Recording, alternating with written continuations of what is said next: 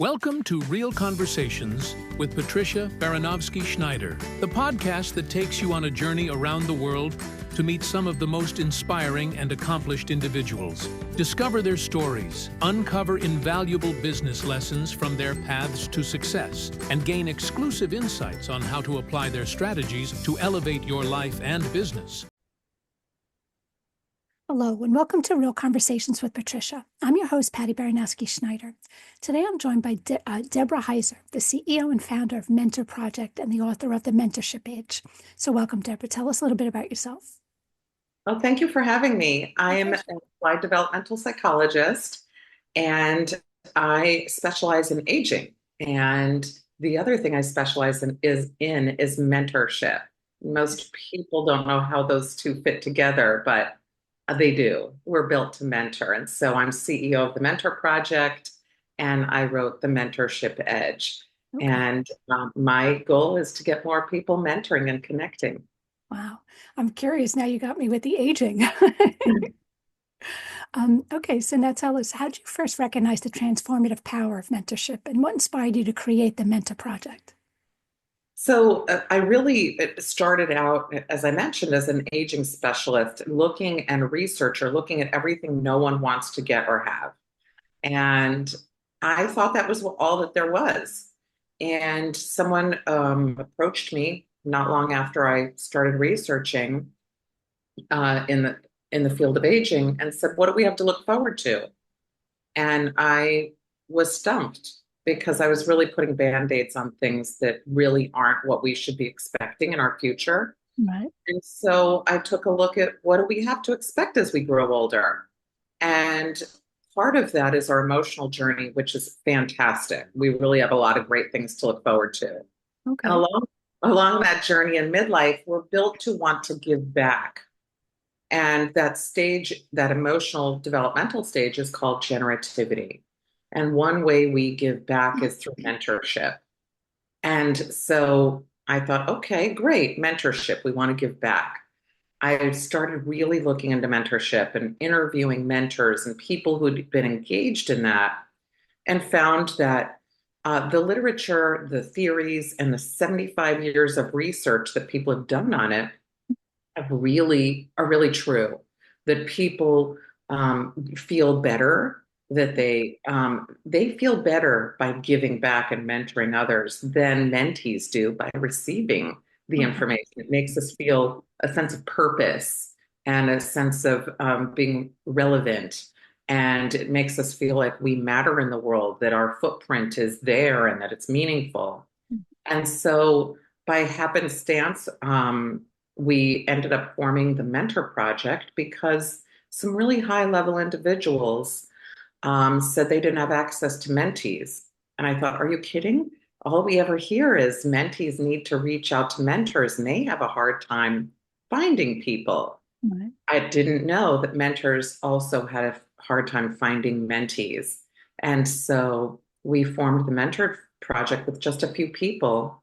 And then we found that it grew from 10 to 60 to 80 to 100, with mentors reaching out saying, I want to mentor. I need a place to do that. Mm-hmm. And so that's really how I got started in it, and how I really learned that mentors really do. We all need to be able to feel like our expertise, our values, our traditions, our culture matter, and we want to be able to give it back so that we can feel productive and relevant and meaningful. Right. That's awesome, because, it's funny. I don't consider myself a mentor, but I am happy to help anybody.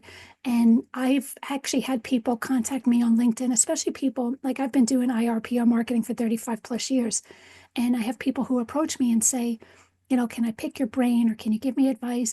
I actually had one girl do her college thesis on an interview with me, because I always tell her, you want me to tell you what you want to hear, or you want me to tell you how it is? And I'll just tell you point blank, the pros, the cons, the good, the bad, the ugly. And if that's what you want to do in life, you at least hear it, because back in my day, we didn't have mentors. And it almost seemed like, I guess maybe in my field, because it's a predominantly male industry, the men never really interacted much with the women, because whatever. And the women never mentored because it was always competitive, so now I'm glad that I'm seeing a lot more mentors out there, because it is true. You've gone through it all. By all means, let me learn from your mistakes, or you guide me. Because like I said, I went through this, I was winging it. I mean, and I worked my way up the corporate ladder from receptionist up, and I had absolutely no idea. It's almost like parenting. It's like you're kind of winging it. I always tell my kids, you don't come with a manual. We're just doing the best we can with what we have. But someone to, help guide you and offer advice and opinions, I mean, that's huge. I think that's great that you're putting this together because, like I said, I never, I'm happy to help anybody. I just wouldn't even know where to look. People just seem to approach me, and I would never turn somebody down. But I do know a lot of people who do. They're just like, I don't have time for this. So having a neutral place where people are willing to do it and people don't have to fear the rejection, I think that's huge. So now You tell know, us. Mhm. oh, I was just going to say you nailed it with that because, when I was younger, there was no one's the term mentor is relatively new, but it's way overused. And so it makes it confusing for people now because they don't know when they're mentoring, when they're not. We're Right. all mentoring all the time. We just don't know it. We're looking for that magic thing where we're declaring someone our mentor and someone is saying, okay, I now have a mentee. We're informally doing it all the time. When somebody reaches out to you and says, I need help, and you say to yourself, that's the person I want to help, Right. you're mentoring. But did we ever put that down on paper as mentorship in the Right. 80s or the 90s? No, we didn't. It was Yeah. really the early 2000s that people started to think of mentorship. I think it's a huge thing and it benefits so many people. And like you said, I mean, didn't even know something like this existed. So I wouldn't even know where to go to try to help people. I always tell everybody I'm here if you ever need me, but how do you know who I am to, know that I'm here to help you? So I think that's great. Now tell us, in your book, Mentorship Edge, you explore how mentors foster success. So can you share a pivotal story that highlights this connection? Sure, there are so many. So, in the book, The Mentorship Edge, I'm really talking about a lot of different ways in which we can mentor. So most people think it's just hierarchical, and most people assume that it's at work. So a lot of people talk to me and they say, "Well, I'm not a professional. I can't mentor." And that's really the least true Mm-hmm. because if you look at the mentorship that's out there, um, the longest lasting mentorship is the cultural mentorship. And that is something that is centuries old. That's our religion. Those are our traditions. There are values. If you have a holiday and you know what to expect every holiday, and that feels comfortable to you, and you pass that down to the next generation, you've mentored. I do not know of any long lasting accounting mentoring. That's something that lasts in work and it's great. It keeps the ball rolling. But it's the big things like our tech revolution, the founding of our country. Those were all lateral mentors that got those things going. So a pivotal example of lateral mentorship is Bill Cheswick. Okay. He's one of the fathers of the network firewall. So that's how we're communicating right now. We're able to Okay. safely get on any kind of computer. We can do our banking. We can get on Zoom. It's safe Right. because of the network firewall. Well, he was working at Bell Labs, and that's where a lot of people innovate, and that's where they come up with really amazing um, innovations and new technologies and things. So he was there and his boss came to him and he said, "Okay, Bill, I'd like you to work on, I don't know what they called it at the time, but the network firewall." And Bill said, "Okay." So he starts to work on it. And no one can do anything by themselves, right? There's nothing that's ever been completed just by ourselves in a silo. So he got as far as he could go. And then he realized he couldn't finish it on his own. So he looked around and there was a guy that was down the hall named Steve Bellevin. And he knew that there was a chance Steve might know what to do. He was a different kind of engineer. So Bill wheelied himself in his wheelie chair down the hall to Steve, and he said, "Steve, here's what I have. I have this project to do. Can you help me?" And Steve, who was working on an entirely different project, could have said, "I'm too busy, Bill. I don't have the time. This wasn't going to benefit Steve." But he said, "Yeah, let me help you out." So he helped him, and they ended up working together where Steve was teaching Bill all of the things that he knew, and Bill was able to incorporate that into his knowledge and move this project forward. They ended up completing the network firewall, which was Bill's job, and it ended up getting done, but they didn't stop there. They wrote the first network firewall book that was Mm. out there, and they changed the world in that way. That was something that was what I call lateral mentoring. We do this all the time. Bill was not going to go to his boss and say, I don't know what to do. Right. Like, we don't do that because we don't like to expose our vulnerabilities to people who are, you know, going to give us a performance evaluation or maybe Right. could fire us. So that's an example of a pivotal thing, and all of the biggest world-changing things that have happened are from mentorship, most often lateral mentoring. Because if you think about it, when you mentioned going to work and it felt competitive with the women, but the men weren't there as mentors. That's we often feel in a hierarchical environment that we don't want to expose our vulnerabilities in ways that could make us feel like we are limiting ourselves in some way. Mm. So we look to our left and we look to our right and we find our mentors there. And we also are offering our expertise, like you mentioned. You say, hey, I'm here for anybody who needs my help. And that's how we do that. That's one of the pivotal examples of lateral mentorship, which I coined that term when I started to realize that that was a form of mentorship that every single person engages in, but no one talks about it. It's only Right. talked about in the hierarchical format that is done in the workplace. I think it's awesome because like even with if people starting a new job or they're in school and they're deciding, do I go this way? Do I go that? I'm not really sure. You want to talk, yeah, your advisor and whatnot can give you their advice, but someone in that field can actually tell you, hey, you know what, I did the same thing and here's what I thought. I didn't even know that this is what happened. You're just basically getting guidance, and it doesn't cost anything. I mean, people need that. People, like you say, they don't want to expose their vulnerabilities. They don't want to say that, I'm not sure, but by all means, I mean, and it is true that people love helping people, and Yeah. it's like, people just feel like, oh, I'm going to be a bother. By all means, like I literally have spent hours on the phone with people who, you ask me a question, I'm happy to share it all, because I've been through it all. And if I can save someone the heartache of dealing with half the crap I did, I'm happy to share that. And I'm not saying you have to do what I say.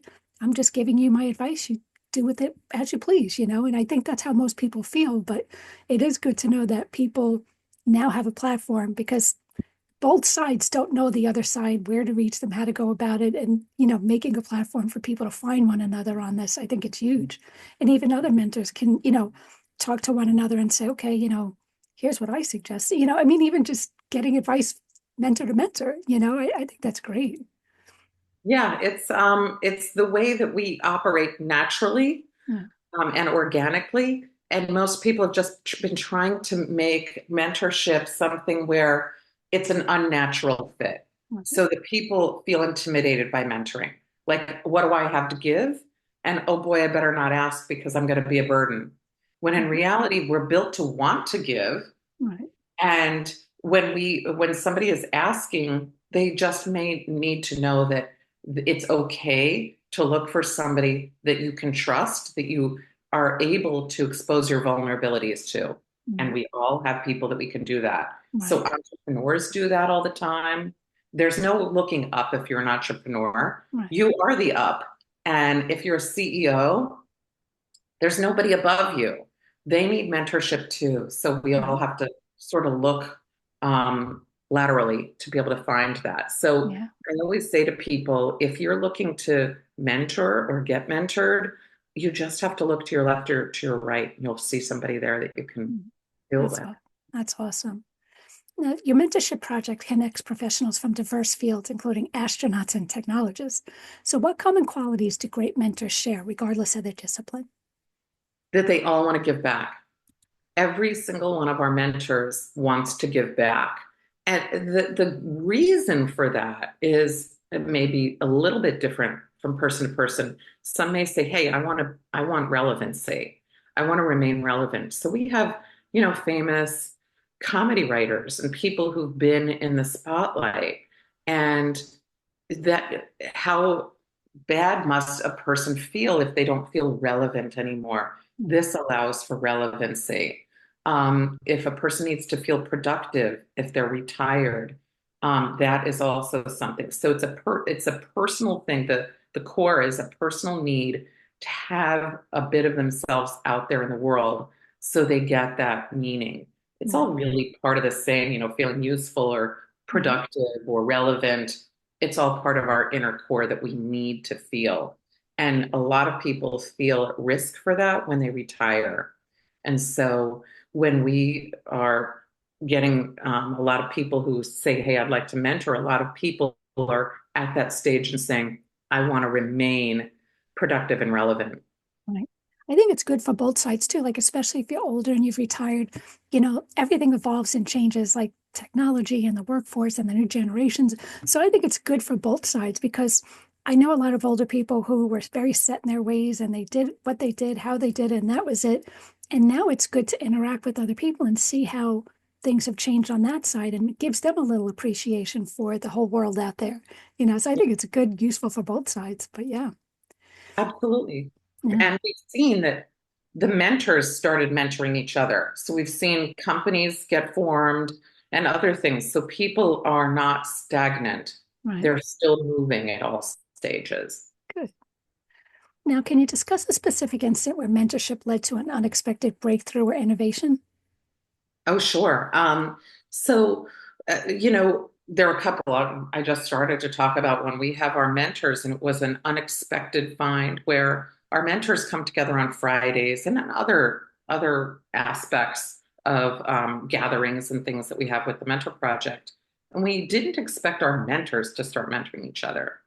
So one of the things that happened was two of our mentors formed a nonprofit together one Friday. They said, hey, we need to make this organization to make change in this thing that they were both passionate about. So two people, one a labor lawyer and one a film producer, they got together and they formed a nonprofit organization called People for Peace. So those are some of the, we've had some of those big transformative things that have happened.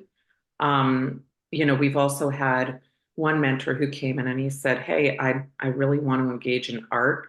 I love to travel. I have been around the world and I'd like to do something kind of big like that. And another organization called Reach Sharadi, I met one of the heads of that organization, and she said, we have a school in Tanzania with about 500 kids. It would be great to have Justin teach art to those students. And we flew him there. And he went for 10 days, 2 years in a row. Right now, he's in New York doing the same with kids in Brooklyn. So That's we've awesome. been able to see big changes based on what the mentors want to do, Right. what they want to see. So we've really been very fortunate in that way. And we've also been able to get students to patent and create their own organizations and companies. So we've seen a lot of big movement with That's awesome. students and mentors. That's awesome because like even for myself, I'm always willing to give back. Like I've written a couple books, and one of them, talks. It's called "Life's Obstacles Can Be Your Biggest Motivators." It's not that I wanted to air my dirty laundry about all the crap that's happened in my life, but I wanted people to know you're not alone if you've dealt with Yeah. this too, and to know that if you stick through, you can come out a winner in the end, and blah blah blah. And, but I always say I'm happy to talk to people about anything, but it's good because now when you're talking to other people, you never know. Someone could be like, I know somebody who needs to hear this, and you never know who you're helping. So I think that's really cool. So that's how It this is, has. you're right. Everyone has more common things Right. than things that are uncommon. Yeah. And we all just think, oh, if I've experienced this, it's me.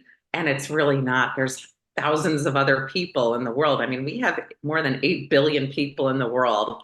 Finding someone who's gone through what you have gone through is Mhm. not finding a needle in a haystack. It's finding hay in the haystack. Yeah. Yeah, and I always say, don't judge a book by its cover, because I always hated that. Like everybody who would see me like in the business world, they'd be like, yeah, she's had her life handed to her on a silver platter, blah, blah, blah.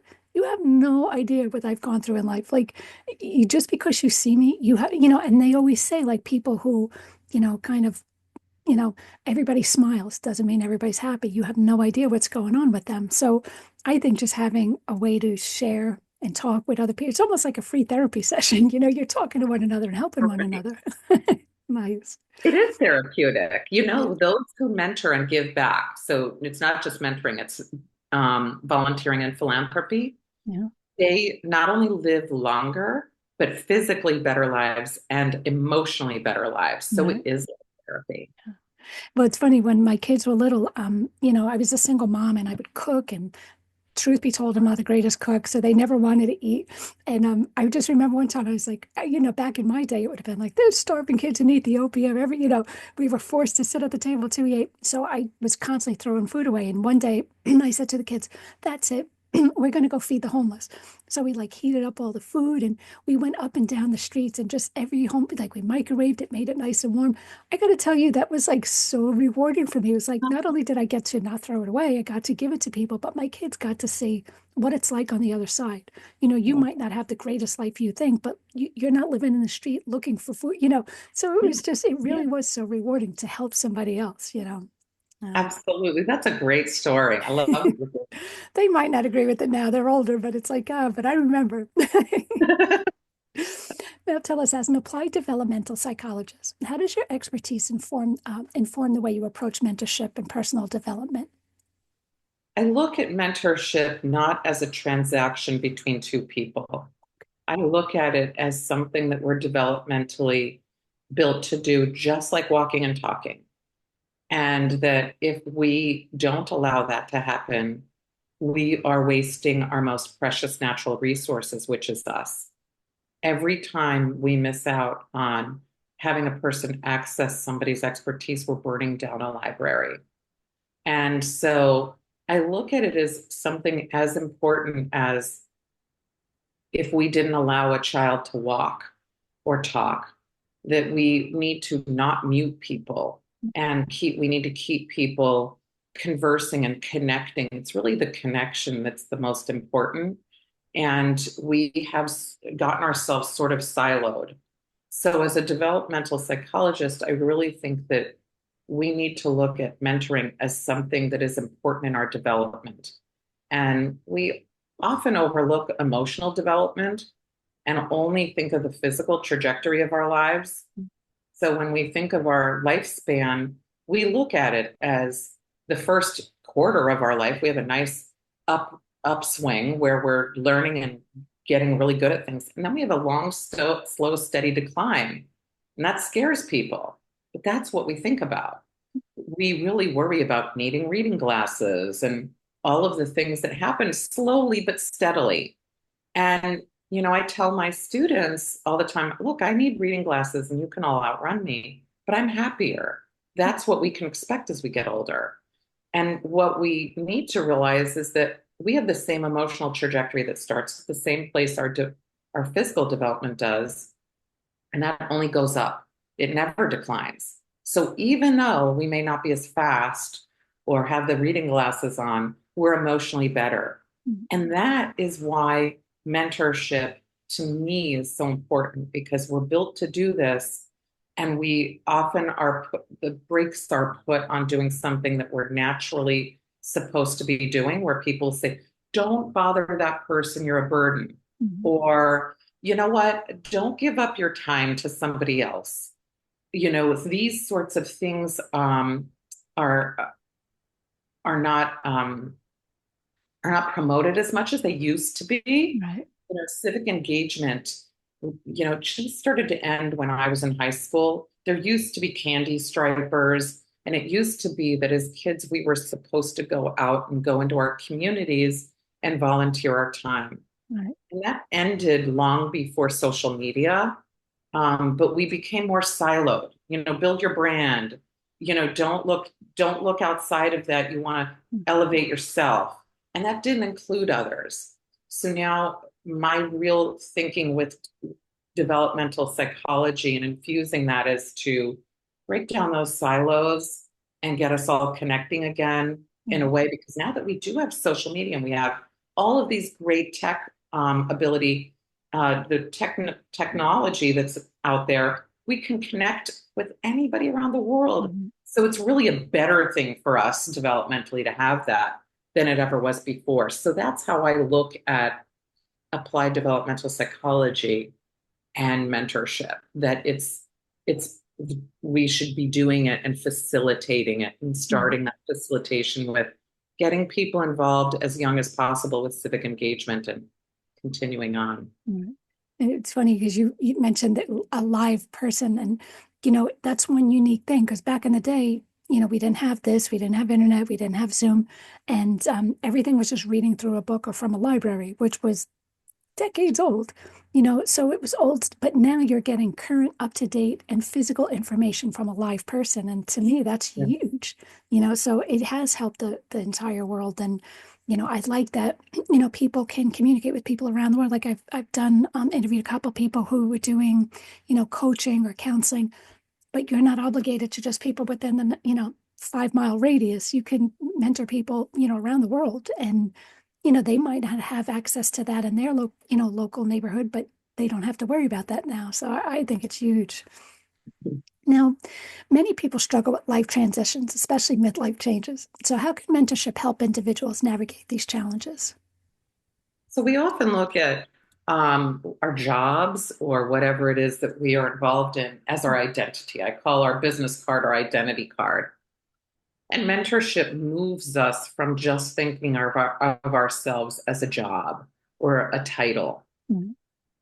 And when we start to transfer our knowledge and our expertise, our values, our culture, any of those things to others, it expands us into more than just one thing. And so we're really good at sort of compartmentalizing ourselves. And mentorship decompartmentalizes us, because when we're transferring our knowledge or expertise to somebody else, it isn't like we say, here's some information and they grab it. They ask more questions. And that goes beyond just what we have learned. We have to look at it in a new way. How does this person need this information? It's never going to be exactly the same way you had it or used it or did it. And so it's taking that wheel that we've already started on and continuing it and turning it in a new way.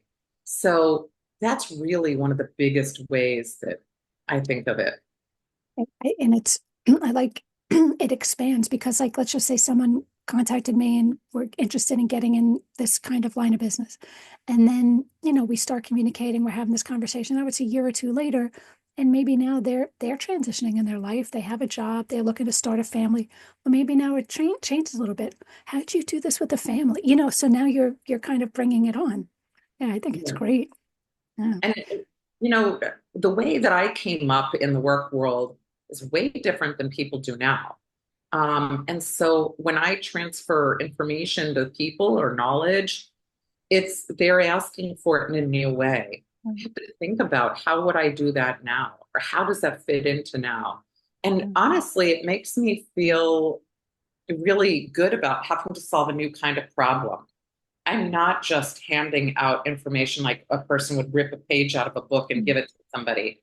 It really does make the mentor, the person who's giving that knowledge, think about themselves in a bigger way.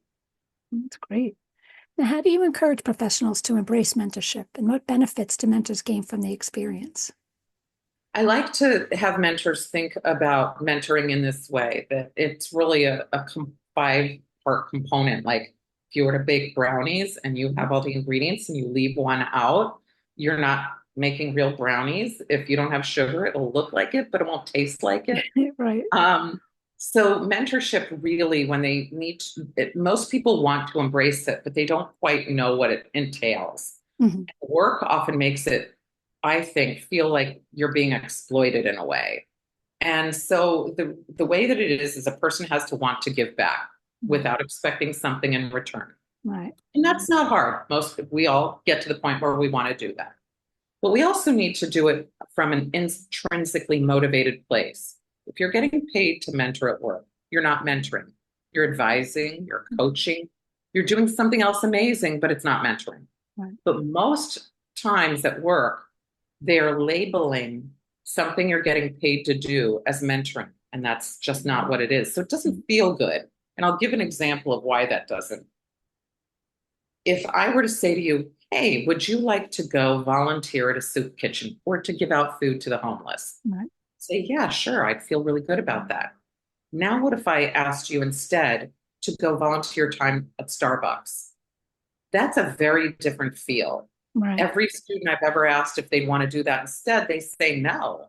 They Yeah. feel exploited in some way.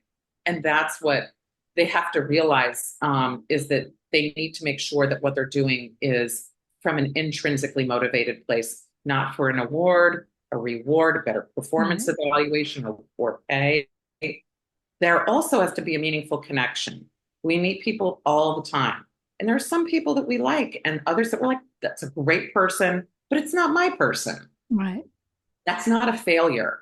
We don't say that's a failed opportunity for a friend. We don't Right. accept every single person who crosses our paths as our friend. When we're mentoring, not every person is going to be the right fit.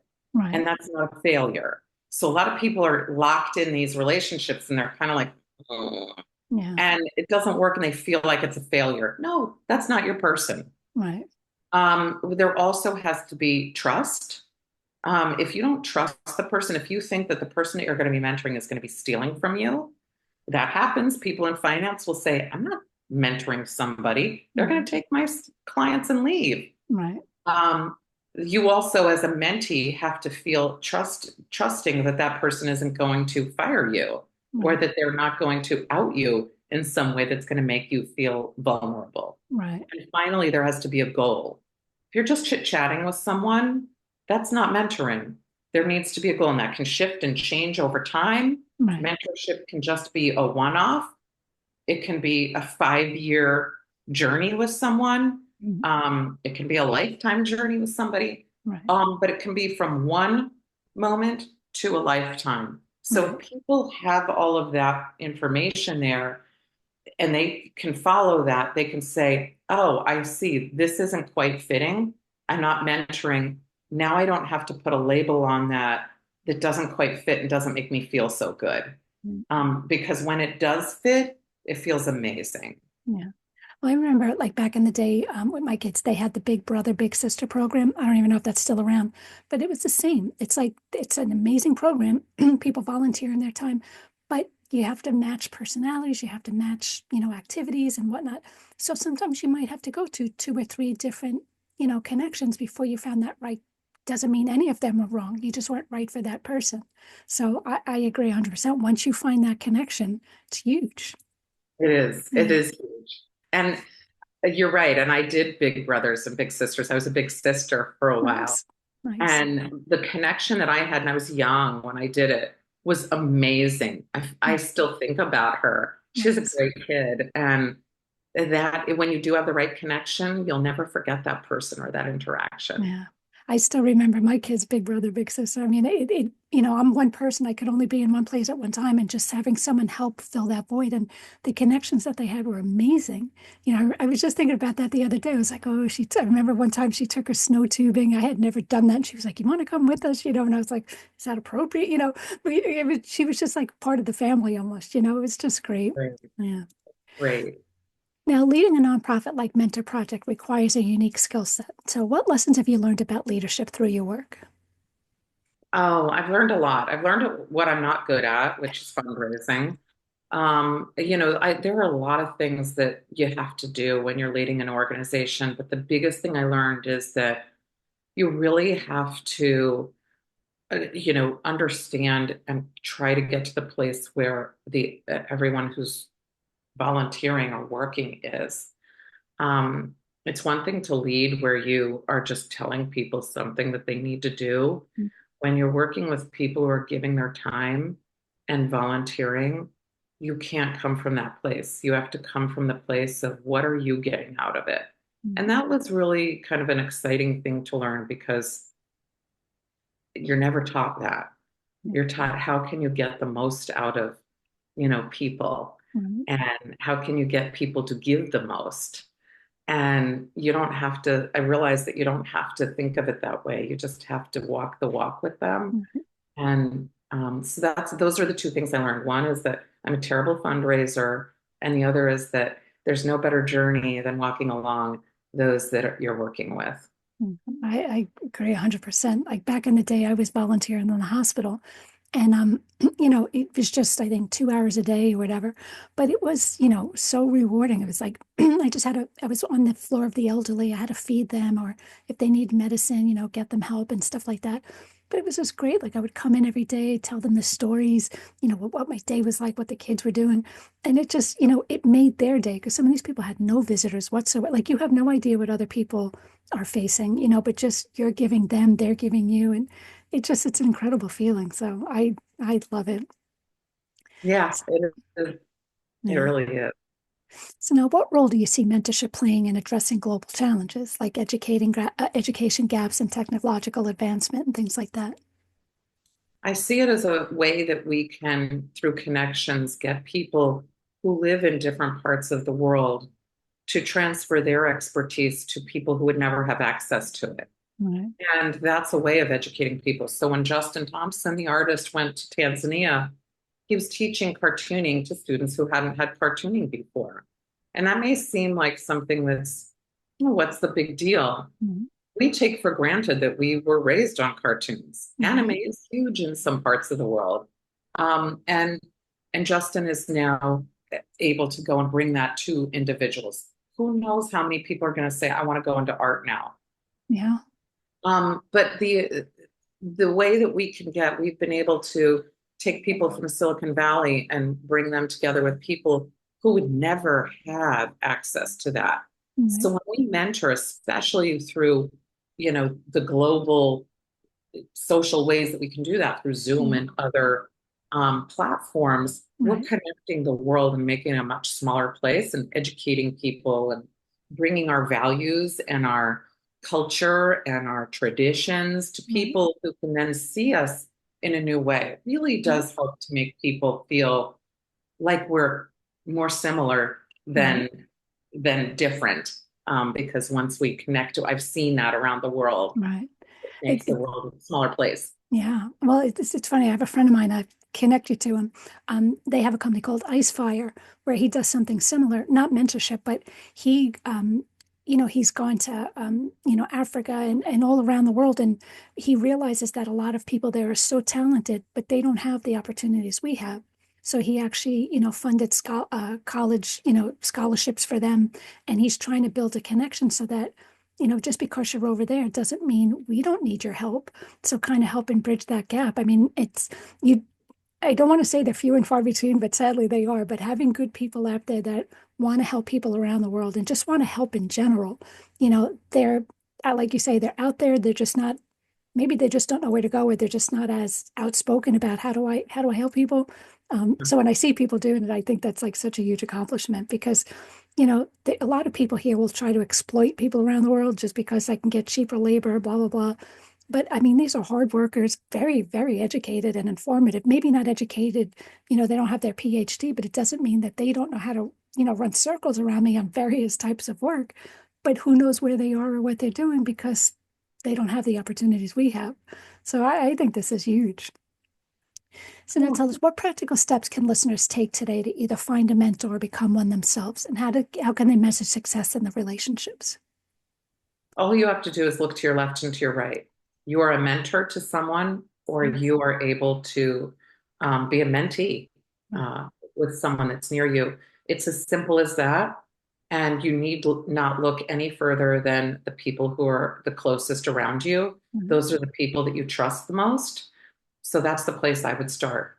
And as you branch out further and further, all the social media that you're engaged in, that's another place to look for people if you need mentorship or Mhm. if you're looking to mentor, because people are always asking for help. Right. Oh, very nice. Now, how can people get a hold of you, learn more about you, or find out about these programs?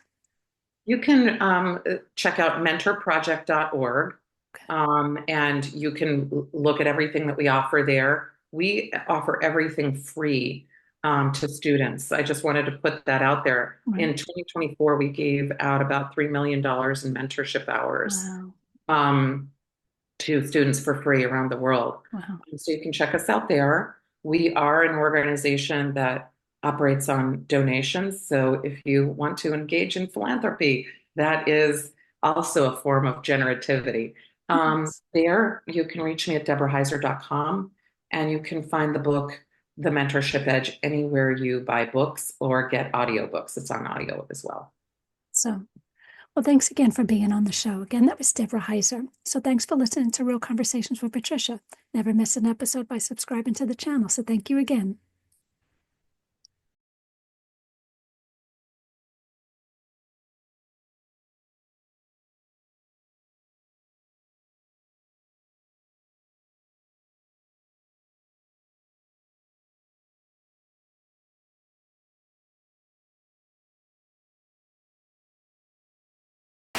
Thank you for listening to Real Conversations with Patricia, talking with some of the most brilliant minds on their journey to success and their recommended strategies. Please leave your feedback and visit pristineadvisors.com to get the latest and greatest business advisement on the planet. Feel free to let me know your thoughts, suggestions, and anything else you'd like me to cover. Together, we can make success happen for all.